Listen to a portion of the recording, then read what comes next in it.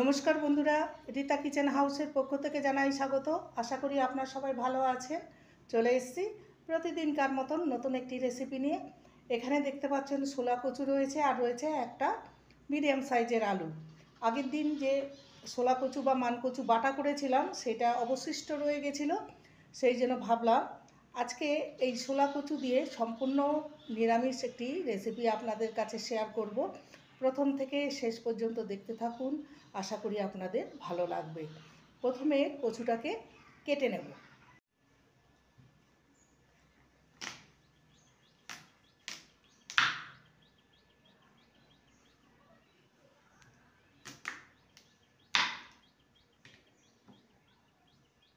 এবারে এই কচুটাকে আর আলুটাকে আমি একটু সামান্য ভাপিয়ে নেব। 50 থেকে 60% এটাকে আমি গরম জলে ভাপিয়ে নেব।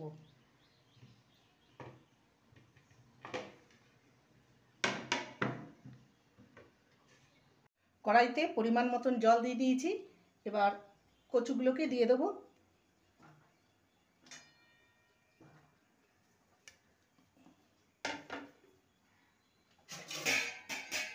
ঢাকা দিয়ে সামান্য সেদ্ধ করে নেব, 50 থেকে 60%। ঢাকনাটা খুলে দেখে নেব।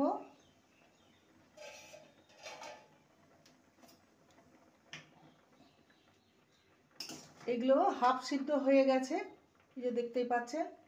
এবার এগুলোকে জল থেকে ছেঁকে তুলে নেব।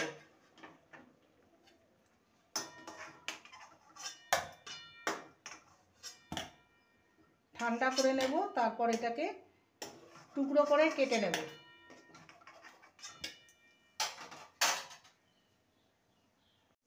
এবারে কচুগুলোকে কেটে নেব। স্কিনটাকে পরিষ্কার করে নেব।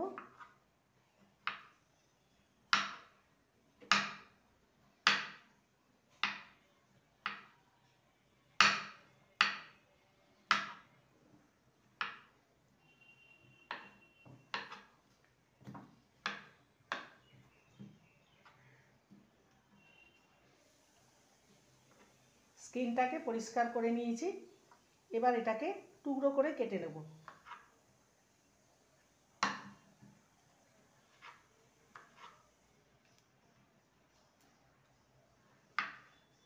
আমি একটু লম্বা লম্বা করে কেটে নেব, আপনারা আপনাদের পছন্দ মতন কেটে নেবেন।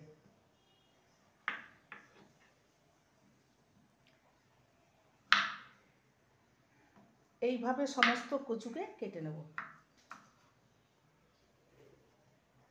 এবার আলুটাকেও কচুর মতন কেটে নেব। আলুর স্কিনটাকে পরিষ্কার করে নিয়েছি, দেখতেই পাচ্ছেন।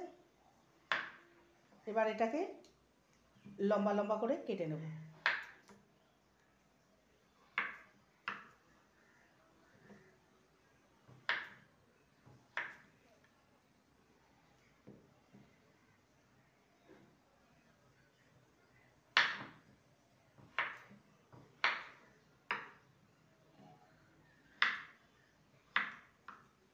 এবার এগুলোকে সব একটা পাত্রে তুলে নেব।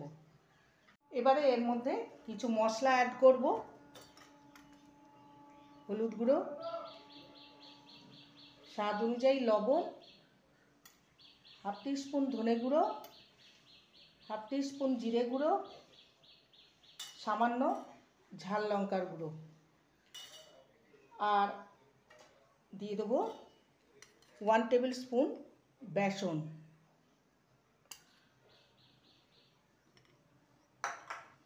আর দিয়ে দেবো পাতিলেবুর অর্ধেকটা লেবুর রস। এটা দিলে গলা চুলকাবে না, আর একটা চটপটা স্বাদ আনবে। সমস্ত কিছু ভালো করে মাখিয়ে নেব।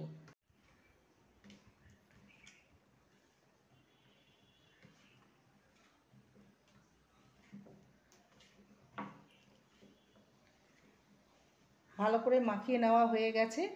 বেসন দেওয়ার ফলে কচু আর আলুর গায়ে সুন্দর একটা কোটিং হয়ে গেছে, দেখতেই পাচ্ছেন।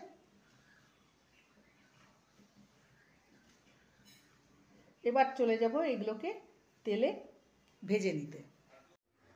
কড়াইতে দিয়ে দেবো সর্ষের তেল। তেলটাকে ভালো মতন গরম করে নেব। এবার কচু আর আলুর মশলা মাখানো ছেড়ে দেব।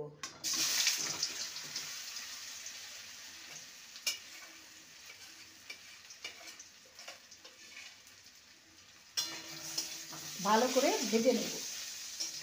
একটা মশলা রেডি করে নেব। কচু আলুটা ভাজা হতে হতে এখানে 1 টেবিল স্পুন কালো সর্ষে আর 1 টিস্পুনের মতো গোটা জিরে, 2 টুকরো আদা আর 2টো কাঁচা লঙ্কা মশলাটাকে রেডি করে নেব সামান্য লবণ দিয়ে।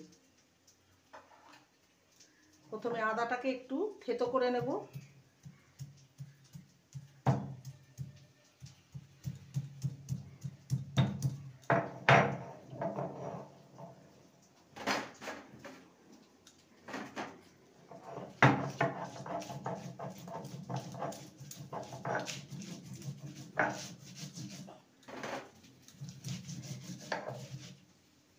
মশলাটা বাটা হয়ে গেছে, এবার তুলে নেব।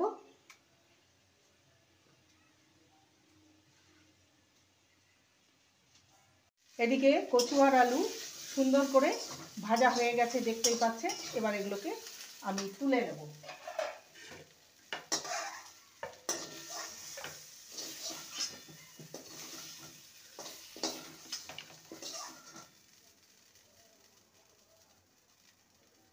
কড়াইতে দিয়ে দেবো সর্ষের তেল।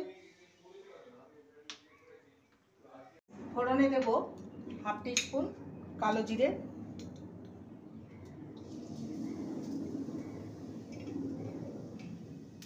আর দেব 1/2 টিস্পুন কালো সর্ষে,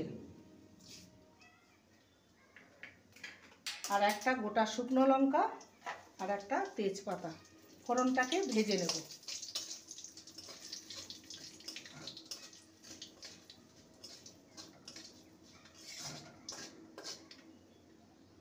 ফোড়নটা ভাজা হয়ে গেছে, ফোড়নটা থেকে খুব সুন্দর একটা গন্ধ বেরিয়েছে।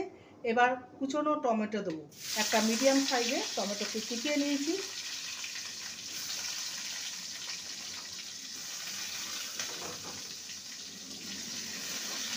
টমেটোটাকে ভালো মতো কুক করে নেব। টমেটোটা সুন্দরভাবে গলে গেছে, এবার দিয়ে দেবো সামান্য জল। যে সর্ষে, আদা, কাঁচা লঙ্কা আর জিরে বেটে রেখেছিলাম সেটা দিয়ে দেবো। একটু বাটি ধোয়া জল দেব।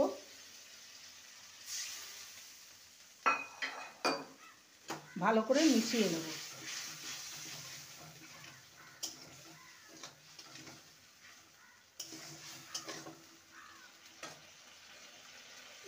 এবারে দিয়ে দেবো স্বাদ অনুযায়ী লবণ, হলুদ গুঁড়ো,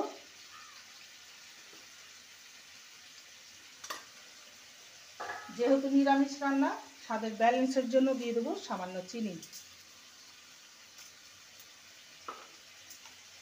ভালো মতন কষিয়ে নেব। এখানে ঝাল লঙ্কা দিলাম না, কাঁচা লঙ্কায় ঝালে এটা ঝাল হবে। ভালো মতন কষিয়ে নেব।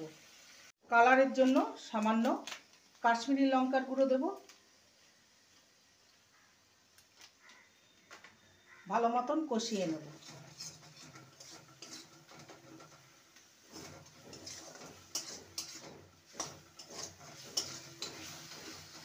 মশলাটা ভালো মতন কষে গেছে, এবার দিয়ে দেবো উষ্ণ গরম জল।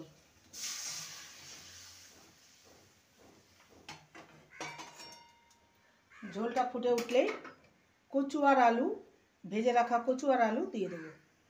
ঝোলটা ফুটে উঠেছে, দিয়ে দেবো। ভালো করে মিশিয়ে নেব। এবার ঢাকা দিয়ে বাকি যে 40% সিদ্ধ হতে বাকি আছে এটাকে সেদ্ধ করে নেব। ঢাকনাটা খুলে দেখে নেব।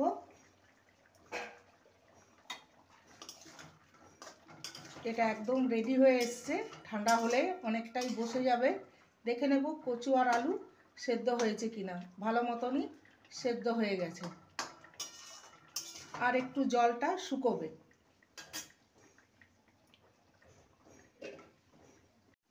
ওপর থেকে ধনেপাতা কুচি ছড়ালেই সম্পূর্ণ নিরামিষ ছোলা কচুর রেসিপি কমপ্লিট।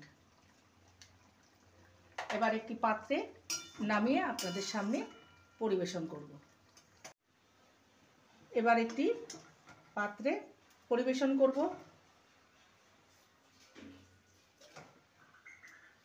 একবার এইভাবে বানিয়ে দেখতে পারেন। গরম ভাতের সাথে খেতে অসম্ভব ভালো লাগবে। তৈরি হয়ে গেল ছোলা কচু দিয়ে সম্পূর্ণ নিরামিষ একটি রেসিপি। একবার এইভাবে বানিয়ে দেখতে পারেন। গরম ভাতের সাথে খেতে দুর্দান্ত লাগবে। রেসিপিটি ভালো লাগলে প্লিজ লাইক করবেন, কমেন্ট করবেন, শেয়ার করবেন। চ্যানেলটিকে সাবস্ক্রাইব করার অনুরোধ রইল। যারা নতুন বন্ধু রয়েছেন চ্যানেলটিকে সাবস্ক্রাইব করে পাশে থাকবেন। বেলটি অন করে দেবেন, নোটিফিকেশান চলে যাবে আপনাদের কাছে। দেখা হচ্ছে নেক্সট ভিডিওতে। নমস্কার।